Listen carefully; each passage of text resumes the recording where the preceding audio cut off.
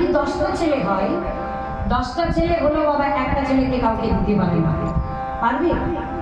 বলছি দেখো বাবা, আপনাকে আপনারই করে দিলাম, কিন্তু ছেলে আমার হয়ে গেল। এ ছেলে আপনার হয়ে রইল, কিন্তু ওকে আমি দিতে পারবো না। আপনার করে দিলাম, আপনি করে নেন, কিন্তু ওকে দিতে পারবো না।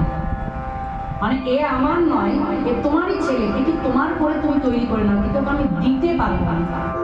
করে করে বাবা ছোট্ট ছেলেকে আশ্রমবাসী করলেন। প্রতিনিয়ত আশ্রমে ছেলেকে নিয়ে আসি, কৃষ্ণ কথা হরিকথা শোনাই আমি। যেতে যেতে রামের বাবা মা গত হয়ে গেল। ছোট্ট রাম কাশিদামে একটা জুতোর দোকান খুলে বসেছে। হরি বল বাবা, জুতো সেলাই করে, মুচিতে যেটা কাজ বাবা, জুতো সেলাই। কর্ম তো বৃত্তিহীন হওয়া তো যাবে না, কর্মটা করতে হবে। তাই প্রতিদিন জুতো সেলাই করে, 2 জোড়া করে জুতো তৈরি করে, অর্থাৎ 4টে জুতো হয়, মানে 2 জোড়া জুতো করে। তো 1 জোড়া জুতো বৈষ্ণব ভক্ত যারা আছে তাদের মধ্যে একটা দান করে, আর একটা বিক্রি করে সেটা দিয়ে কোনো রকম নিজের সংসার দেখতে চলে। রাধে রাধে বাবা। তাই কাশিধামের ভক্তরা সবাই জানে যে এই ছোট্ট ছেলে রামদাস ধীরে ধীরে এমন কৃষ্ণপদে রতিমতি ভক্তি গুরুবল পেয়েছে, এমন তার ভক্তির জোর, সে ভক্তকে 1 জোড়া জুতো দান করে আর 1 জোড়া বিক্রি করে সংসার চলে। আচ্ছা, 1 জোড়া জুতো বিক্রি করে সংসার চলবে? যাবে মা? যায়? এখনকার কথা বাদ দিলাম, তখনকার দিনেও কষ্ট ছিল। তা বাবা একজন ভক্ত এসে বলছে, রুই বাবা, রুই একটা প্রশ্ন ছিল বাবা। হ্যাঁ বলুন, কি প্রশ্ন? আচ্ছা, আমরা সবাই জানি প্রতিদিন তুমি 2 জোড়া জুতো করো, 1 জোড়া জুতো তুমি দানই করে দাও, ছাড়তাম তো পাও না, আর 1 জোড়া জুতো তোমার কি প্রতিদিন বিক্রি হয়?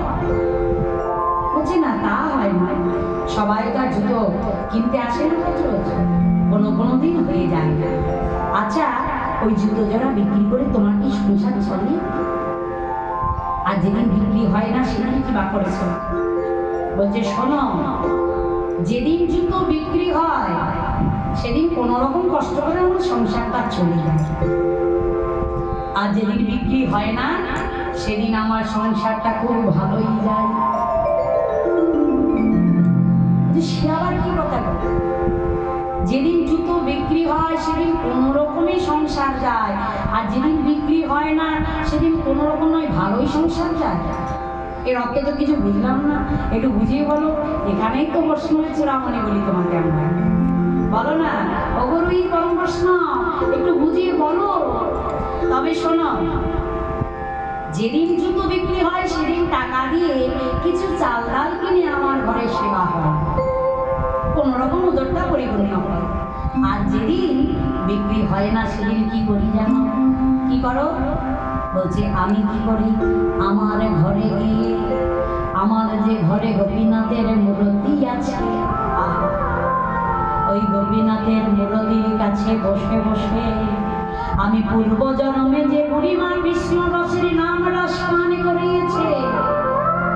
কি বাবা বলেছিল না যে তোমাকে বাহ্যিক জগতের দুগ্ধ সেবা করালাম, এই দুগ্ধ সেবা করলেও তোমার ক্ষুধা পাবে, কিন্তু কৃষ্ণ নামের রসে যদি ডুবে থাকো তোমার উদর পরিপূর্ণ হবে। তাই আমি সেদিন কি করি জানো? আমি কৃষ্ণ বলে বসে বসে কাঁদি, আর যত কৃষ্ণ বলে কাঁদি ওই কৃষ্ণ নামের রস আমার বদনে প্রবেশ করে। ওই কৃষ্ণ নামের মালার জপ করিতে করিতে যখন নয়ন বাড়ি আসে, আর নয়ন বাড়ি আমার হৃদয় বাড়িতে যায়। আর ভগবান যে বলেছে ভক্তের নয়ন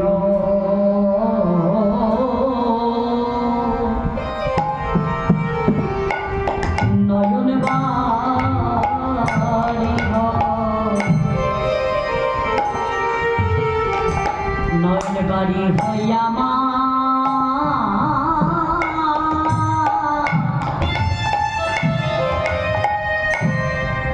আমার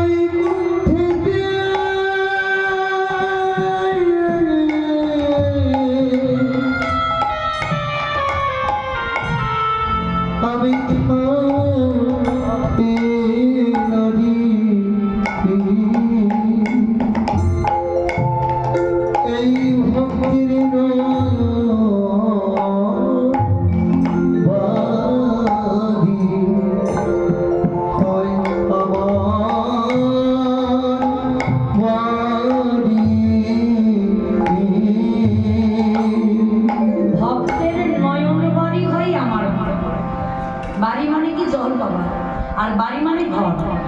তাহলে যদি কোনো ভক্ত নয়নের জলে ডাকে, ভগবান বৈকুণ্ঠে থাকিতে না দেন, ওই নয়নের জলে সে তার বাড়ি করে। যেজন ডাকে আমি হই হই তারি, আমি যাইব ভক্তের বাড়ি বাড়ি। যেজন আমাকে ডাকার মতো ডাকে আমি তার, আমি যাই ভক্তের বাড়ি বাড়ি। হরিবুল বাবা, বাড়ি বাড়ি মানে কি? এ বাড়ি সে বাড়ি? ভগবান কি বাড়ি সে বাড়ি ধরে ধরে বেড়ায় না। যখন কৃষ্ণ বলে কাঁদে, তখন ওই নয়নের জলে যদি ভগবান বাস করে, ঘর তৈরি করে, আর সেই নয়নের জল বদনে যায়, আর বদনে গেলে সেই জলটা কোথায় যায়? হৃদয়ে বাড়িতে। তাই বলো আমি যাই বাড়ি বাড়িতে, আমি নয়নের জলে বসবাস করে ভক্তের হৃদয় বাড়ি থেকে যাই গাই। আর যারা একবার হৃদয় বাড়ি রাজ সিংহাসনে বসে যায়, তার আমি উদর পরিপূর্ণ করে দিই। তাই আনন্দে হরি বল। তাই হরিদাস বলছে, যেদিন আমার জুতো বিক্রি হয় না, সেদিন আমার আর খিদে পায় না। আমি বড় সুখী। তোমার মতো কৃষ্ণ প্রেম ভক্তি আমাদের কারণে। এইদিকে বাবা রামানন্দ ঠাকুর, তিনি তো বাবা কত হয়ে গেলেন, সকল কিছু দায়ী দায়িত্ব এখন হরিদাসের উপরে। হরিদাস পরম বৈষ্ণব সবাই বলছে। ভগবান দেখছে এবার তো আমার নাম একটু উজ্জ্বল করতে হবে, আমার নামের মহিমা বিচার করতে হবে।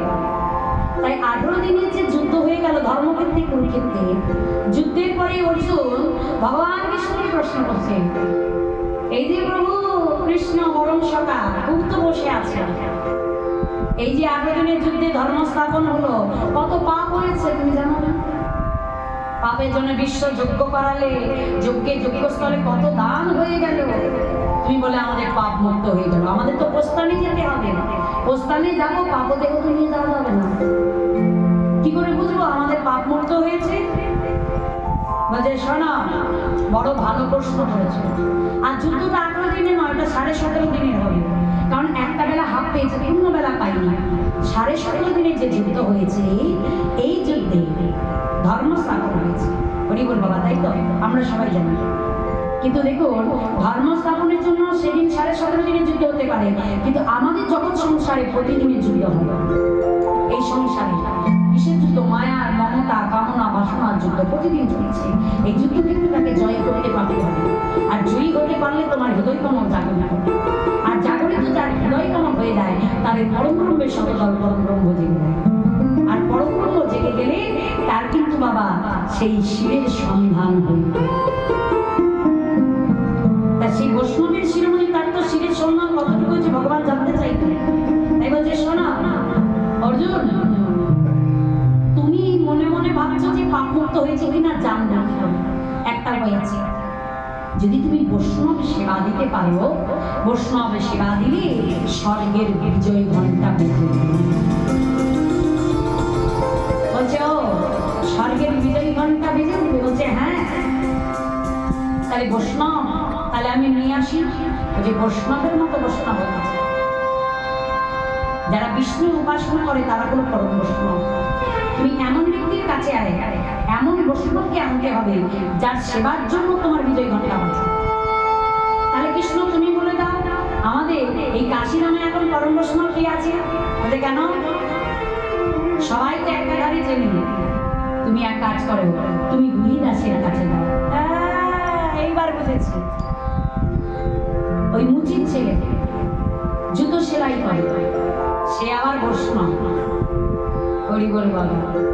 ভগবান বলছে মুচি হয়ে সুচি হয় যদি কৃষ্ণ ভজে, যদি কৃষ্ণ ভজে, আরে সুচি হয়ে মুচি হয় যদি কৃষ্ণ তেজে, যদি কৃষ্ণ তেজে। সে মুচির ছেলে হতে পারে, সে কৃষ্ণ পথে তার মতি আছে। তুমি যাও তাকে সাদরে নিমন্ত্রণ করে নিয়ে এসো। ভগবানের কথা তো ফেলা যাবে না। আর অর্জুন ছিলেন বড় অহংকারী ভক্ত বাবা, মানে নিজের মধ্যে একটা অহংকার ছিল। আর ভগবান বলছে তোমার অহংকারটা চূর্ণ করবে। তুমি রাজ সিংহাসনে বসে সুখের সাগরে তুমি ভগবান ডাকতেই পারো।